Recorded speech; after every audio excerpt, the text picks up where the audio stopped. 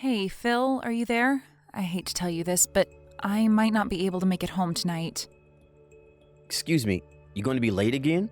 Or are you saying you're not coming home at all? You're staying overnight somewhere? Yeah, well, it's not decided yet, but the possibility of not coming home at all is pretty certain. Really? Didn't your company put out some policy for this winter? It's supposed to get bad today, so unless you're on the night shift, all employees are supposed to leave early because there might be transportation delays or something. Wasn't that what they announced last week? Yeah, that's what they said, all right, and I was all ready to leave when we got a call from one of our major clients. Apparently, they encountered some serious system trouble on their main operating system. The weather is getting bad, but I can't just leave this and go home. We're talking about a major client. We really have to handle it tonight. Yeah, I suppose it comes with the job, huh? Being a system engineer can get pretty hectic. They're always turning to you when there's even a tiny glitch. Anyway, this isn't the first time. Remember the one last year? How can I forget that? That was during the big hurricane, wasn't it? That was pretty bad. But this time at least I don't have to go on site. I can do this all remote, but the only problem is I have no idea when this can be solved. We tried several solutions, but it rejected them all. Really not sure what the problem is. Worst case scenario, it may take all night. If, by chance, we find a solution, I can get home, but if not, I may have to stay all night. I'm really sorry about this, Phil. I hope you understand. No problem. Just don't overdo it or anything. Rest when you can. Thanks. Oh yeah, I hate to ask, but could you dump a cup of detergent in the washing machine and switch it on? It's ready to go. Huh? You want me to do the laundry? You know the dryer's on the blink. Can't hang it out to dry in this weather. Why bother? Yeah, but just having it washed and ready to dry will save me a lot of time later. I've got to do it any chance I get, or it will just pile up before you know it. Right. Okay, no problem. Oh, and could you throw in the kitchen towels and the apron in there too? I forgot to throw those in this morning. Do we even have an apron? I can't remember using it. Yeah, I bought it because I'm always on the run, as you know. Didn't want to dirty up my suit in the morning. It saved me the other morning, actually. Splashed egg all over it. I left it on the kitchen table. Forgot to drop it in the washing machine this morning. It's bright blue. I can't miss it. Oh, okay. I'll check and see later on. You're doing remote work all day today, right? No change in schedule? You don't have to meet a client later or anything, right? Yep, that's right. As a matter of fact, I was in the middle of something just now. Oh, I'm sorry. I didn't realize. I thought you were on your lunch break. I'm sorry if I interrupted. Don't worry about it. After I finish this up, I'm done for the day, so no problem.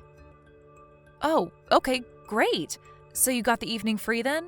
All right then. I better be getting back to work. Gotta figure this thing out. If I'm lucky, I can get this done tonight. Wish me luck. All right, good luck.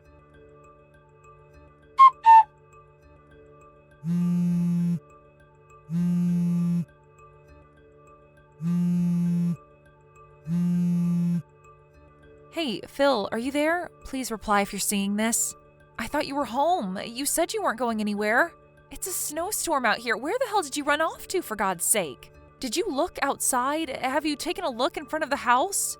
Can't you see the snow piled up on the front walkway? Apparently snow slid off the roof.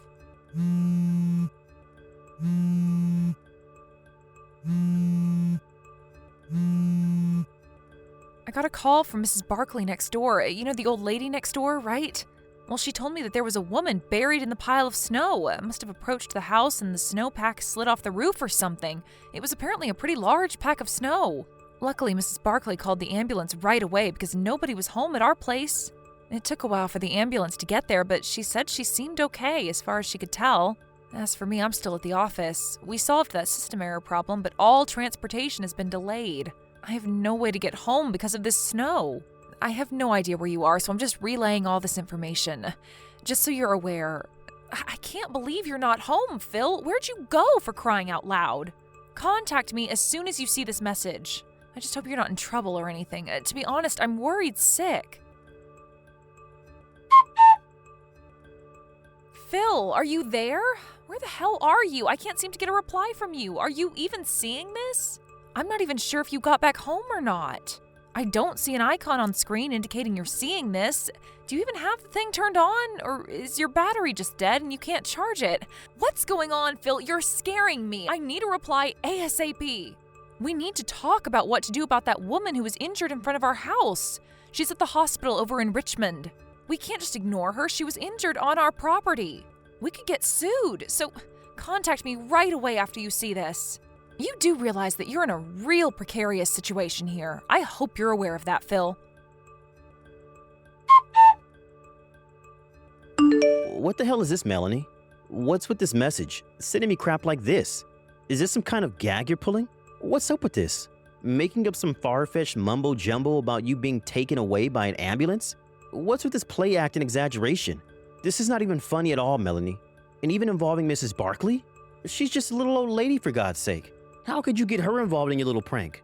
It's like you're showcasing your frustration to everybody in this neighborhood.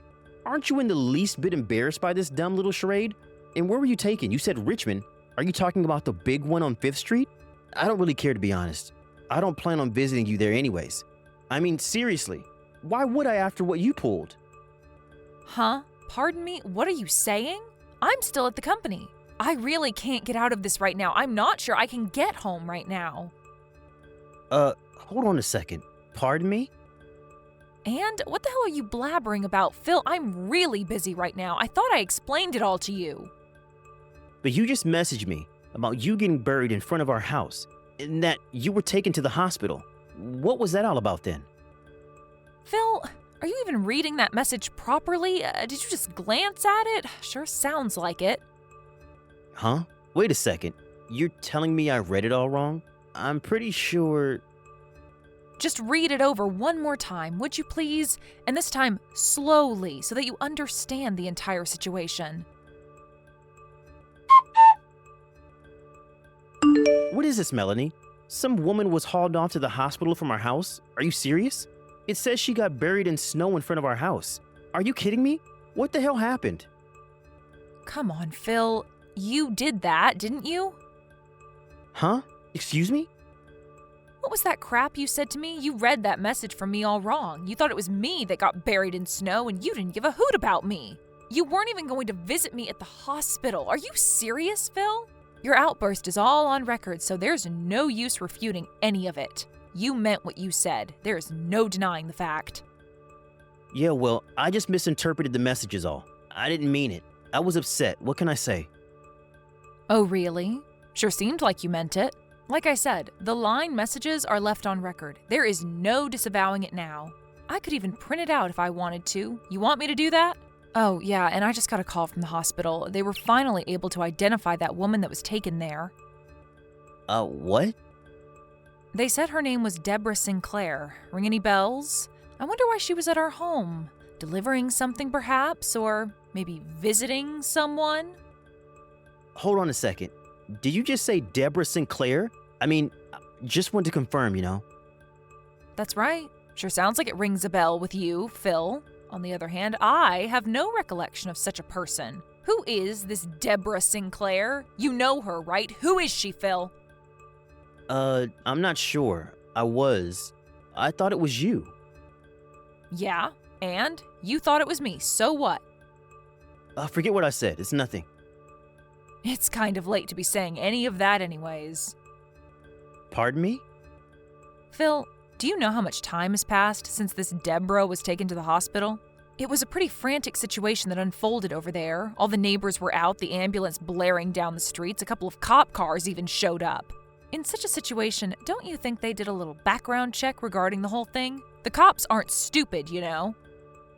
What are you trying to say? Come right out and say it, Melanie. You got my undivided attention. Give it a go then. All right, if that's the way you want it, Phil. I know all about your little affair, Phil. That Deborah, she's your hot little babe, am I right? Wait, what? How do you... And you were seeing two separate girls. Really, Phil? I didn't realize you were such a low-life scumbag. Oh, wait a second. Why do you even know all this? Okay, you seem completely bewildered, so let me explain the whole thing to you, Phil. Once you found out I wasn't able to come home last night because of the system troubles we had at the client's place and the fact that the traffic was all disrupted due to the snow, You immediately contacted both Deborah and this other girl you're seeing. But apparently Deborah wasn't able to make it, so you decided to spend the day with your other lover. How am I doing so far, Phil? Did I miss anything? What I think you probably did was you decided to go and pick this girl up somewhere because of the snow. That left the house temporarily empty. But because you're so absent-minded and don't really think things through, or maybe it was you because you were so excited to see your lover. I don't know. Well, in your haste, you left the door unlocked. Huh? I'm pretty sure Then unexpectedly, Deborah decided to show up at the house. Was she there to surprise you? Or maybe she thought it over and decided she wanted to see her lover boy? Not sure. I guess when she arrived to find the front door open, she figured you were working inside and went in without calling out to you or bothering to knock. After all, you did tell her I wasn't coming home that night because of the snow. She went straight to the kitchen and put on my blue apron, the one I asked you to throw in the washing machine. Then she started cooking dinner for you, as if she were your wife. Wait, let me explain, Melanie. Then you came waltzing in with your other lover like nothing happened. You took one look in the kitchen and saw a woman standing there with a bright blue apron. You immediately thought it was me and thought your little love affair was exposed. In your panic-stricken way, you grabbed the woman, who you thought was me, from the kitchen and pushed her out the back kitchen door and onto the snow. You didn't even bother to check if the woman was me. Are you telling me that woman I tossed out was Debbie? Yep, that was Deborah. But you seem to prefer Debbie. You guys figured you couldn't very well have your fun and games with the wife at home, so you guys immediately left the house and locked the door on your way out. I have no idea where you guys went, but you were definitely with this other woman of yours, right? Well, we were... Hey, what happened to Debbie? I heard that when you tossed her out the door, she fell off the porch and broke her ankle. Apparently you told her, thinking it was me of course, to stay in the snow to cool off or something to that effect. Debbie managed to make her way to the front door, but it was locked. When she tried to leave the house, she fell off the front porch and couldn't get up due to the severe pain in her ankle. It was really starting to snow about that time, and she gradually got covered in snow, and to make things worse, the snow piled on the roof slid off and buried her even further. She tried calling out, but snow really insulates sound. Did you know that? As you probably know, when it snows like that, there are hardly any people walking around in that kind of weather. It was just by chance that Mrs. Barkley was able to find her. It seems her dog ran off and she was out looking for him and found him snuffing around in the pile of snow in our front yard. I don't want to think about what would have happened to her if she hadn't found her. Immediately, she called the ambulance and was taken away to the hospital. A neighbor also called the police because nobody recognized the girl as anybody from the neighborhood. And how is she? I mean, is Debbie okay? I was told it wasn't anything serious, just a broken ankle. She's recovering just fine, apparently. Which hospital is she at? Where'd they take her? Why do you want to know? Are you intending to go visit her? Visit your lover? Huh? Well, I was just... To be honest, I'm not at all concerned about your lover. I don't even know her. But to give out information about where she is hospitalized to the very person responsible for putting her in the hospital to begin with, that makes zero sense.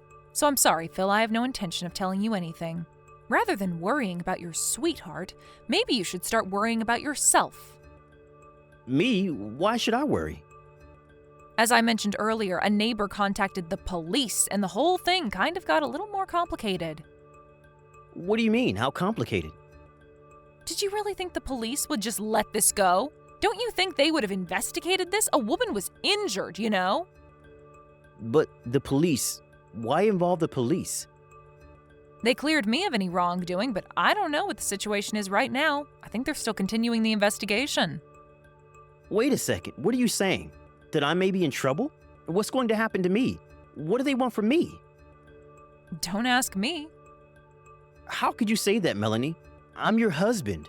How could you be so cold and unconcerned? This could be serious, you know? You're being way too unsympathetic, Melanie. Where's your compassion? Am I hearing you right, Phil? You're asking me to give you compassion? Seriously? The guy who has 2 lovers? The guy who's been cheating on me for God knows how long? Yeah, well, it doesn't change the fact that you're my wife and you have a responsibility, a duty to your husband. Sorry, Phil, that's not going to cut it. Just so you're aware, I'm already talking to my lawyer about a divorce, so... Huh? Wait, a divorce? You want to get divorced? And why talk to a lawyer? You're really blowing this thing way out of proportion, Melanie. You don't seem to get the point, Phil. Like I said, you're the one with 2 lovers. You're the one that's been 2-timing me. I don't want to hear any crap from a jerk who's been screwing around behind my back. You got that, buddy? Yeah, well, it was just a fling. You're my main, my true love, Melanie. You know, I was just stressed out with work and all. Pardon me, I'm your main, huh? Well, that makes me feel so special, thanks. Yeah, what I mean is, I picked you as my wife. You were the best of... Best of the lot? Like selecting a used car or something? When are you going to get tired of that and get a new one? And by selecting, are you saying you were already going out with the other 2 girls even before we were married? Maybe there was more than 2. No, of course not. Sure sounds like it, Phil. You picked me out of the 3? I wonder why. Is it because I make more than them? No, what I'm saying is... I think I'm officially getting pissed off. Before I really go over the edge, maybe it would be better if we continued further discussions regarding this issue through our lawyers. Like I said, this whole thing about lawyers is going way too far. Let's just talk face to face. I'm sure we can work it out between us. This coming from the guy that's been screwing around behind my back? My pissed off meter just went up a notch. I wouldn't push it any further, mister. But I was just trying to... Please don't try anymore. You'll really regret it, Phil. I would advise against it. Huh? Okay, Phil, that's all I've got to say. Goodbye. Have a good life, Phil. I really was about to explode during that line exchange. Glad I cut it off in time. I talked to my lawyer after that and started the process of getting all the papers ready for the divorce. I'm so glad the lawyer will take care of the rest and not have to see Phil any more than I have to. I'm scared I may even give him a fat lip. About a week or so later, my lawyer was able to collect all of the evidence of his infidelity and came up with the amount we would be demanding from him. I was surprised that he got it all done in such a short period of time. The house we were living in was in Phil's name, so I was the one that had to move out. As for Phil, the 2 women eventually learned that he was secretly seeing the both of them. When they found out, you can imagine the furious reaction that must have ensued. Deborah, the girl that got thrown out of the house and ended up in the hospital, is apparently pressing charges against him. The other woman is also suing him for damages. Apparently, he promised her he would get divorced and marry her. Phil kept calling me and sending long, desperate messages online, so I finally changed my phone number and line address. I really can't thank my lawyer enough for moving quickly with all this before it got completely out of control. Thank you for watching. Please subscribe and hit the like button. See you next time.